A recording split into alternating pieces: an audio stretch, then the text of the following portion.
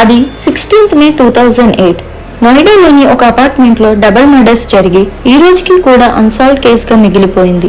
ఆ double murders లో ఒకరు 13 years అయిన ఆరుషి తల్వార్ అండ్ ఆ ఇంటి పనివాడు అయిన 64 years హేమరాజ్ అనే వ్యక్తి.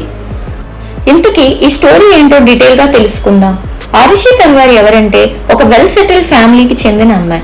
Doctor Rajesh Talwar and Nupur తల్వార్ దంపతుల ఒక్కగానొక అమ్మాయి.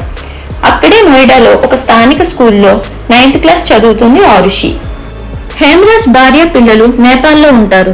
అల్లుడు జీవన్ నోయిడాలోనే పనిచేస్తున్నాడు. ఆ రోజు 16th మే 2008 మార్నింగ్ ఆ ఇంటి వంట మనిషి వచ్చింది. నుపూర్ తల్వార్ డోర్ తీసింది. కానీ ఆమె ముందుగా హేమరాజ్ని పిలిచినా తను పలకకపోయేసరికి నుపూర్ తల్వార్ డోర్ తీసిందని చెప్పుకొచ్చింది. స్కూల్ కి టైం అయిందని ఆరుషిని లేపుదామని వెళ్లేసరికి తను చనిపోయి ఉంది. తన గొంతు